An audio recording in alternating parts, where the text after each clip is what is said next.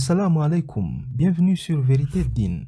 Il y a quelque temps, un plongeur et photographe sud-africain nommé Ian Haggerty a fait une découverte qui a laissé le monde sans voix.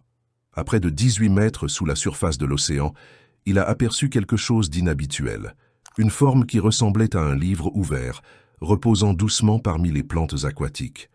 En s'approchant, son cœur a dû s'emballer. Ce n'était pas n'importe quel livre, c'était un exemplaire du Saint-Coran. Si Ian n'avait pas filmé ce moment, peu de gens l'auraient cru. Mais il l'a fait. Et lorsqu'il a partagé les images en ligne, elles se sont propagées comme une traînée de poudre. Pour moi, le voir ainsi, posé là, c'est ce qui m'a attiré vers lui au départ. J'ai d'abord pensé que quelqu'un l'avait mis là et l'avait maintenu avec un poids, mais il était simplement allongé entre les rochers. C'était vraiment fascinant de découvrir ce livre de cette manière, a déclaré Haggerty. Voici maintenant la partie qui défie toute explication. Le Coran était ouvert, et pas sur n'importe quelle page. Les versets révélés étaient stupéfiants. Mais avant d'y venir, prenons un instant pour réfléchir. Comment un livre peut-il survivre sous l'eau, peut-être pendant des années, sans être détruit? Le Coran reposait là, niché dans les plantes aquatiques, comme si la nature elle-même protégeait les paroles sacrées. Si ce n'est pas un signe, alors qu'est-ce que c'est? Allah dit dans le Coran, « Nous leur montrerons nos signes dans l'univers et en eux-mêmes, jusqu'à ce qu'il leur devienne évident que ceci est la vérité. » Alors, quel verset était ouvert lorsque Ian a trouvé le Coran? Il s'agissait de la sourate Al-Araf, chapitre 7, versets 63 et 64, qui raconte l'histoire du prophète Noé, paix sur lui.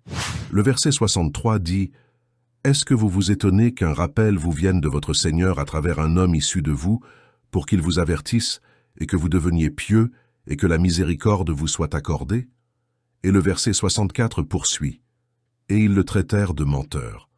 Or nous le sauvâmes, lui et ceux qui étaient avec lui dans l'arche, et noyâmes ceux qui traitaient de mensonges nos signes. » C'étaient des gens aveugles, vraiment. Maintenant, réfléchissez à cela. Un Coran retrouvé sous l'eau, ouvert sur des versets parlant de noyade, d'un déluge, d'un peuple qui a rejeté la guidance divine et qui a été emporté. Ce n'est pas juste poétique, c'est profond. Les sceptiques diront que c'est une coïncidence. Mais pourquoi ces coïncidences arrivent-elles toujours avec le Coran? Pourquoi portent-elles toujours un message? Alors peut-être que ce n'est pas juste l'histoire d'un plongeur ou d'une découverte. Peut-être est-ce un rappel, un appel à la réflexion.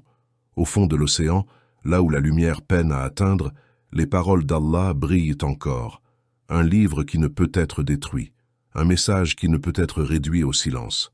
Chaque verset, chaque signe, chaque soi-disant coïncidence murmure la même vérité. Ceci n'est pas un livre ordinaire. Le Coran ne parle pas seulement à ceux qui le lisent, il parle à l'univers tout entier. Même les profondeurs de la mer témoignent de sa vérité. Alors la prochaine fois que vous voyez quelque chose qui vous fait réfléchir, demandez-vous, est-ce juste une coïncidence? Ou Allah nous montre-t-il, une fois de plus, que ces paroles prévaudront toujours? Car comme Allah le dit, en vérité, c'est nous qui avons fait descendre le Coran, et c'est nous qui en sommes gardiens. Et aujourd'hui, cette promesse résonne encore sous les vagues. Merci pour votre temps. Assalamu alaikum.